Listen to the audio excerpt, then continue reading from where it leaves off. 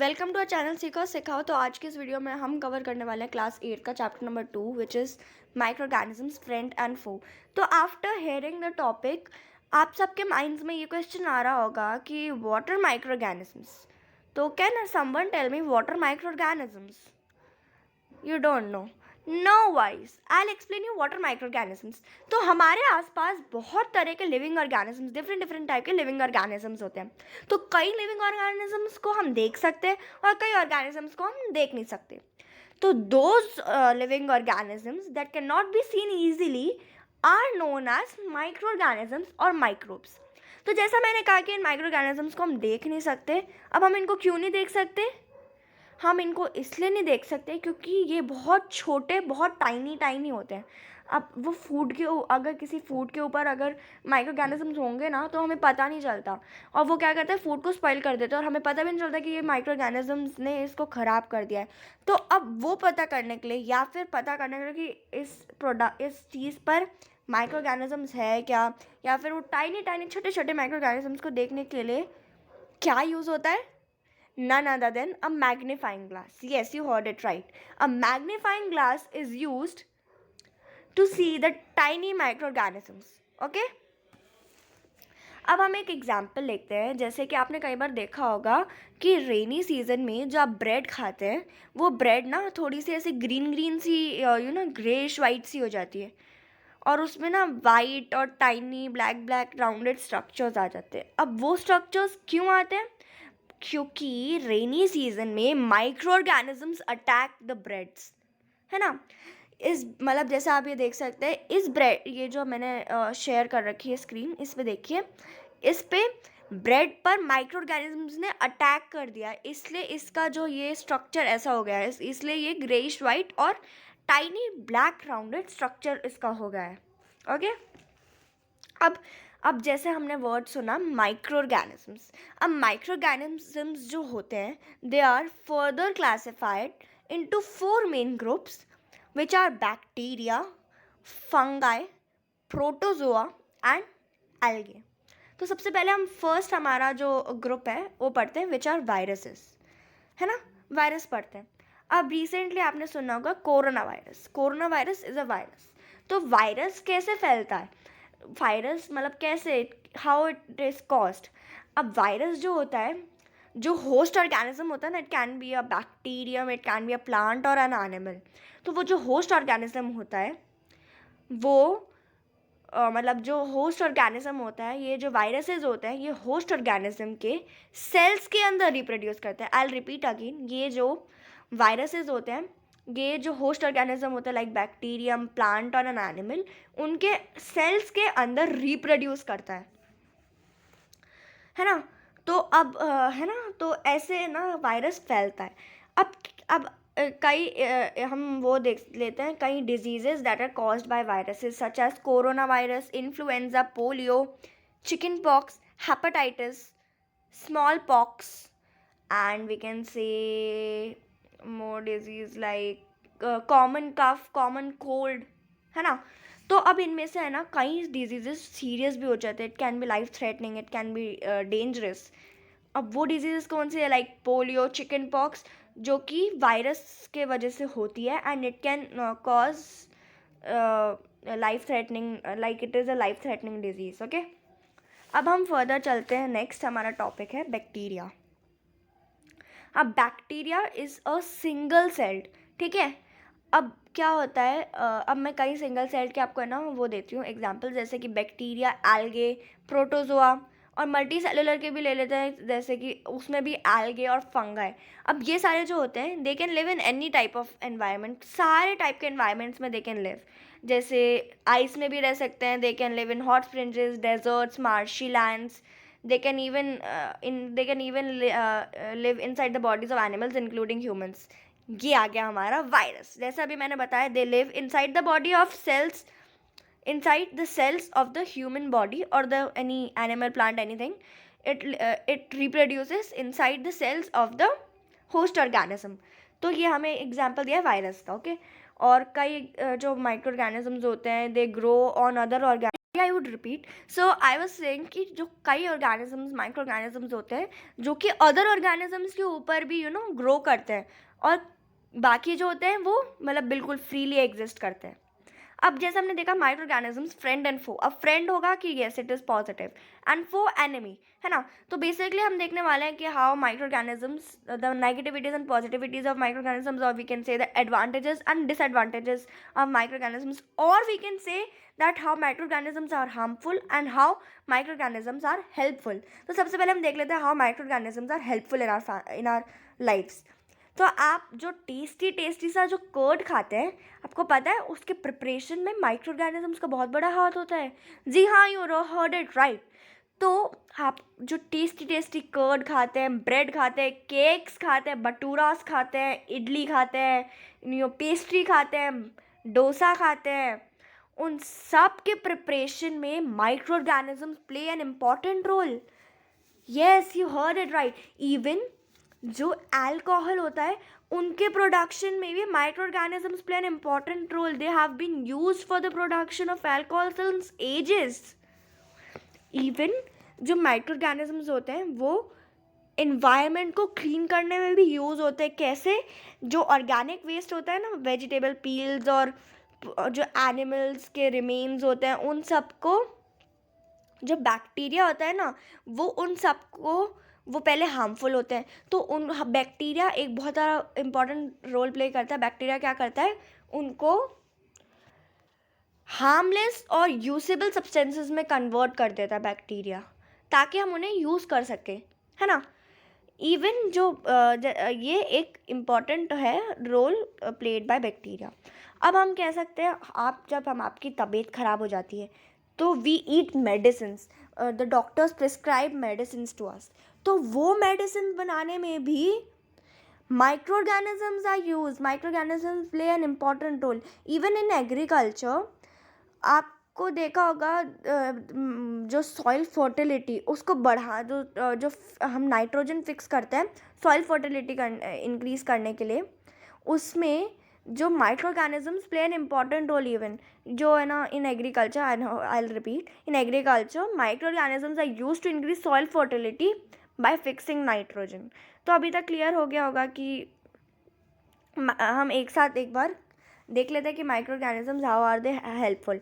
तो micro organisms सबसे पहले तो they are used in the preparation of curd, bread, cake, pastries, rava idlis, bhatura and rice idli, dosa batter, इन सब के उसमें पिकल्स, इन सब के प्रिपरेशन में they are used. Then they have been used for the production of alcohol since ages. Then they are used in the cleaning up of the environment. For example, the organic waste are broken by the bacteria into harmless and usable substances. Then they are also used in the preparation of medicines. And then in agriculture, the microorganisms are used to increase the soil fertility by fixing nitrogen, है ना. तो अब आपको मैं बताती हूँ, जो curd होता है ना उसमें बहुत सारे सेवरल माइक्रो ऑर्गेनिजम्स होते हैं. तो उनमें से ना एक बैक्टीरियम होता है विच इज़ लैक्टोबैसिलस. वो क्या करता है? It promotes the formation of curd, it multiplies in milk and converts it into curd. तो वी कैन से कि bacteria are also involve in the making of cheese, curd. तो lactobacillus is a very important bacterium used in curd, है ना. फिर bacteria and yeast are also helpful for the fermentation of rice idlis and dosa batter. तो तो है ना, मेरी एक फ्रेंड है, वो मैंने उसको भी ये चैप्टर ना थोड़ा एक्सप्लेन किया था, उसका एग्ज़ाम आने वाला था. तो फिर उसको पता चला, उसने ना अपनी मम्मा को देखा था कि वो ना थोड़ा सा लिटिल कर्ड लेती है और उसमें वार्म मिल्क डालकर उसको सेट कर देती है ना. फिर नेक्स्ट डे उसको देखती है और उसमें तो फिर उसको मैंने बताया, जब मैंने उसका चैप्टर, तो उसको समझ आया कि उसकी मम्मा ऐसा क्यों करती है, क्योंकि it multiplies in milk and converts it into curd. अब यीस्ट जो होता है, यीस्ट भी एक बहुत इंपॉर्टेंट होता है. अब यीस्ट की एक अपन एक्टिविटी करते हैं. आप क्या करना, आपको मैं बताती हूँ कैसे यीस्ट इंपॉर्टेंट होता है. उसको टेस्ट करने के लिए आप क्या करना, थोड़ा सा ना मैदा या फिर आटा ले लेना, जैसे हाफ kg कहते हैं, और उसमें थोड़ी सी शुगर और थोड़ा सा वार्म वाटर मिक्स करना और उसको अच्छे से मिक्स कर देना, और उसका एक छोटा सा एक सॉफ्ट सा डो नीट कर लेना। फिर उसके बाद आप उसको थोड़ी 2 to 3 आवर्स उसको छोड़ देना, और then after 2 to 3 hours you will observe कि उसमें ऊपर ना बबल्स आने लग गए। वो बबल्स ऊपर आने लग जाते हैं और फिर वो उसको डो को फिल कर देता है और उसकी वॉल्यूम को इंक्रीज कर देते हैं, है ना। तो this is why the yeast is used in the baking industry for making breads, pastries and cakes. अब मैंने जैसा कहा कि micro organisms are use for the large production, मैंने अभी आपको बताया था कि वो बहुत सारी चीज़ों में यूज़ होते हैं। तो जैसे मैंने बताया कि micro organisms are used in the large production of yes, you heard it right, alcohol, wine. Yes, even yeast is used for the commercial.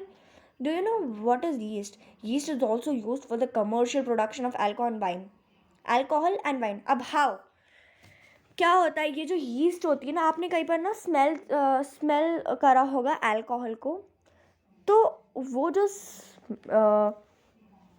Smell होती है वो this is the smell of alcohol, as जो sugar होती है it has been converted into alcohol. जो हम sugar खाते हैं that is only converted to alcohol by yeast. Okay, so this conversion of sugar into alcohol is known as fermentation. Fermentation is a process when microorganisms are grown on a large scale to obtain a useful product. Fermentation is the conversion of carbohydrates such as sugar into an acid or an alcohol. अब क्या होता है, जैसे मैंने बताया कि हम medicine लेते हैं, हाँ, वो स्टार्ट करने से पहले मैं आपको एक और बात बता दूँ। जो फर्मेंटेशन है ये जो है लुई पैस्टर जो थे उन्होंने डिस्कवर किया था 1857 में। तो आप जैसे देख सकते हैं स्क्रीन पे, this is Louis Pasteur discovering fermentation process. Okay, अब हम एंटीबायोटिक्स, आपने कई बार एंटीबायोटिक्स सुना होगा। आप कहाँ सुना होगा, जब आपकी तबीयत ख़राब हो जाती है तो डॉक्टर आपको ना कई एंटीबायोटिक्स टैबलेट्स और कैप्सूल्स इंजेक्शंस आपको ना डॉक्टर प्रिस्क्राइब करते हैं, है ना। जैसे पेनिसिलिन, टेट्रासाइक्लिन, स्ट्रेप्टोमाइसिन और एरिथ्रोमाइसिन। अब ये सारे जो हैं ये सारी एंटीबायोटिक्स ही हैं। अब ये एंटीबायोटिक्स क्यों दी जाती है? The source of the medicine इनमें माइक्रो ऑर्गेनिजम्स ही होते हैं। These antibiotics are made by microorganisms. अब इसमें माइक्रो ऑर्गेनिजम्स क्यों डाले जाते हैं, मतलब दीज क्यों micro organisms are there? Because these medicine kill और stop the growth of the disease causing micro organisms. Sorry, मैंने गलत एक्सप्लेन कर दिया। आई वॉज ट्राइंग टू से कि अगर आपके बॉडी में कोई डिजीज़ कॉजिंग माइक्रो ऑर्गेनिज्म होगा तो जो एंटीबायोटिक्स होती है उनको किल या स्टॉप कर देती है उनकी ग्रोथ को, है ना। I am really sorry for that. फिर हम देखते हैं जैसे कि अब एंटीबायोटिक्स भी ना कई बार डेंजरस होती है, तो आपको ना हमेशा उनको, जब अगर एक गुड क्वालिफाइड डॉक्टर अगर आपको वो प्रिस्क्राइब करता है देन ही ओनली आपको उनको उनके एडवाइस के अंडर उनको एंटीबायोटिक्स को इनटेक करना चाहिए, ठीक है। अगर हम उनको ज़्यादा ले लेते हैं या फिर जब अगर हमें नीड नहीं होती तब ले लेते हैं तो it may act as a drug, है ना। तो क्या होता है, अगर फ्यूचर में अगर आपको उन एंटीबायोटिक्स की ज़रूरत पड़ती है ना, तो अगर आप अभी उनको अननेसेसरीली लोगे ना तो फिर वो बाद में फ्यूचर में they do not work. Okay,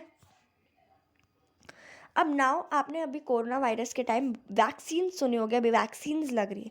अब व्हाट आर वैक्सीन्स? अब क्या होता है, अगर कोई डिजीज़ कैरिंग माइक्रोब आपकी बॉडी में एंटर कर जाता है तो that time body start producing antibiotics to fight the invader, है ना।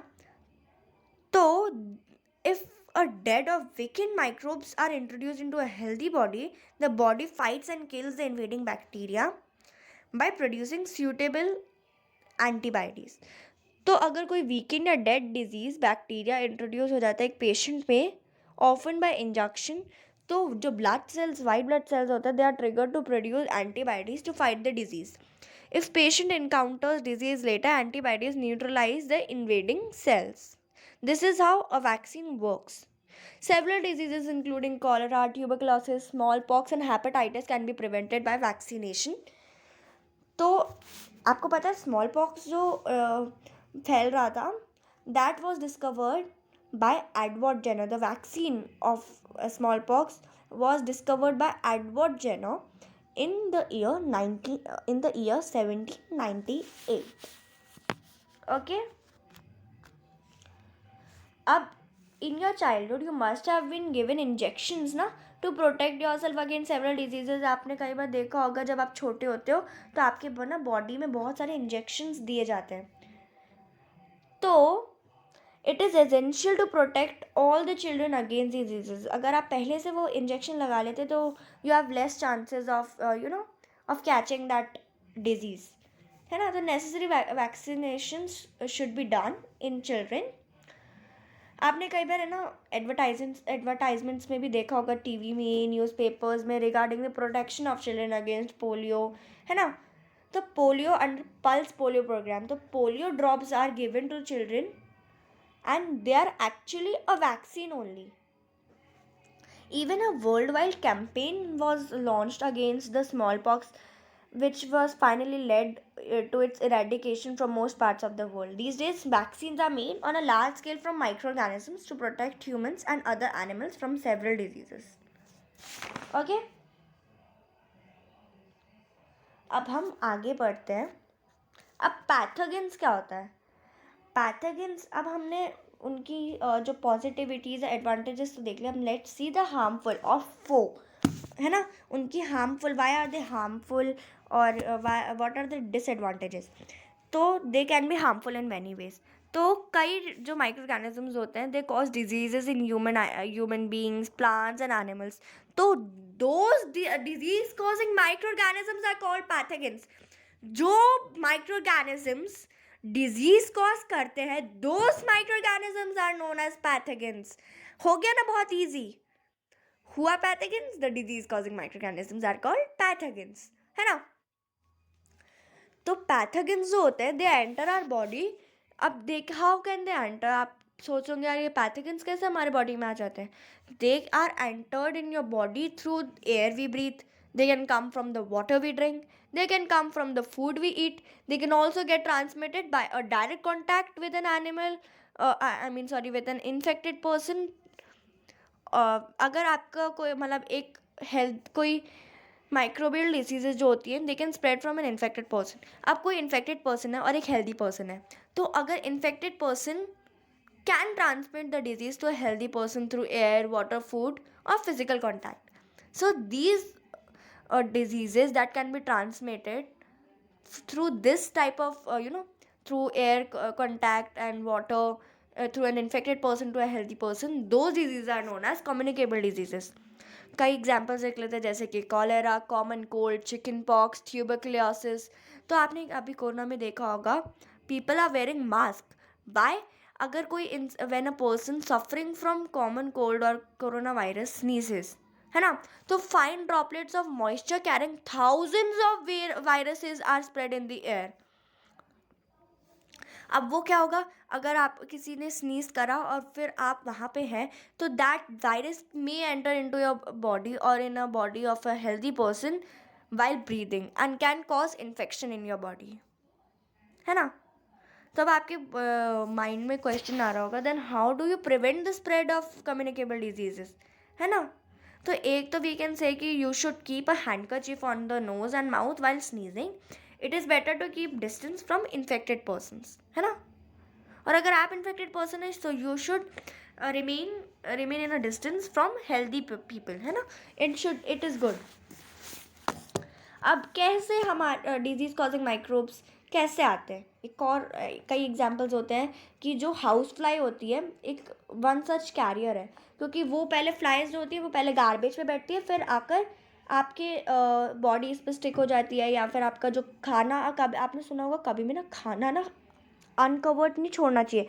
अगर वो अनकवर्ड होते हैं तो उसमें माइक्रोऑर्गेनिजम्स आके बैठ जाते हैं. They can be attacked by the microorganisms. Even जो ये फ्लाइज आती है उस पर आके बैठ जाती है अनकवर्ड फूड पे. और it can be it can be many, like there are many viruses in that. अब इमेजिन करो अगर एक फ्लाई आके गार्बेज पे बैठ गई और वो फिर वो आके आपके फूड पे बैठ जाएगी, तो इट कैन बी डेंजरस ना. तो it can be so whosoever gets the तो वो फूड जो है कंटामिनेट हो जाता है. तो that whosoever eats that contaminate food is likely to get sick. तो कई बार ना इसमें डेथ भी हो जाती है अगर आप ना फूड ऐसे अनकवर्ड खा लेते हैं. तो you should always keep the food covered and healthy. Okay, now अब हम पढ़ेंगे अबाउट फूड पॉइजनिंग, है ना. अब फूड पॉइजनिंग कैसे होती है. अब आपने ना कई बार, मैं आपको एक स्टोरी सुनाती हूँ कि आपको फूड पॉइजनिंग ईजिली समझ में आ जाए. एक बॉय होता है बुजू, वो क्या होता है अपने फ्रेंड की पार्टी में गया होता है. तो वहाँ पे ना उसने बहुत सारा टेस्टी टेस्टी डिलीशियस खाना खाया होता है, वेराइटीज़ बहुत सारे फूड्स की. और फिर घर पे आते ही वो ना वॉमिटिंग और ऐसे ना उसको डिजीनेस होती है, वॉमिटिंग स्टार्ट कर देता है. अब वो वॉमिटिंग क्यों स्टार्ट कर देता है, नहीं पहले मैं आपको स्टोरी सुना देती हूँ, then I will tell you why it is happening. वो वॉमिटिंग स्टार्ट कर देता है, फिर उसको ना हॉस्पिटल ले जाना पड़ता है. तो डॉक्टर कहते हैं कि यार फूड पॉइजनिंग की वजह से हुआ. अब उसके पेरेंट्स को तो ठीक है, उनको पता चला हाँ फूड पॉइजनिंग की वजह से हो सकता है. पर बुझू को लगा यार फूड पॉइजनिंग क्या होती है, कैसे मुझे फूड पॉइजनिंग हो गई, मेरी तबीयत इतनी ख़राब, वाई एम सो सिक. तो उसके मम्मी पापा ने उसे बताया कि food poisoning can be cause due to the consumption of food spoiled by some micro organism. जैसे मैंने अभी कहा था, अगर आप फूड को अनकवर्ड छोड़ोगे तो उसमें माइक्रो ऑर्गेनिज्म अटैक कर देते हैं और वो कंटेमिनेटेड फूड आप खा लेते हैं, which can cause vomiting and which can make you sick, है ना. तो मैंने जैसा कहा था कि these make the food poisonous बन जाता है फूड, और आपको पता है पॉइजन इज़ सो डेंजरस, है ना. तो वो सीरियस इलनेसेस और कई बार ना even death it can cause, है ना. तो it is very important that we preserve food to prevent it from being spoiled. Always cover the food when you are not eating. अब आप फूड को कैसे प्रिजर्व कर सकते हो, जैसे मैंने आपको कहा कि आप फूड प्रिजर्व करो. आप कैसे कर सकते हो, you can preserve it through chemical methods, you can preserve it through common salt preservation, you can do by sugar, by oil and vinegar, by heat and cold treatments, है ना. by even pasteurization. pasteurization से कैसे करोगे, जो pasteurized milk होता है it can be consumed without boiling, है ना, because it is free from harmful microbes. The milk is heated to about 70 degrees Celsius for 15 to 30 seconds and the suddenly chilled and stored. By doing so, it prevents the growth of microbes. This process is known as pasteurization. तो आप जैसे screen पे देख सकते हैं, these are stored. So this is known as pasteurization, and again it was discovered by Louis Pasteur.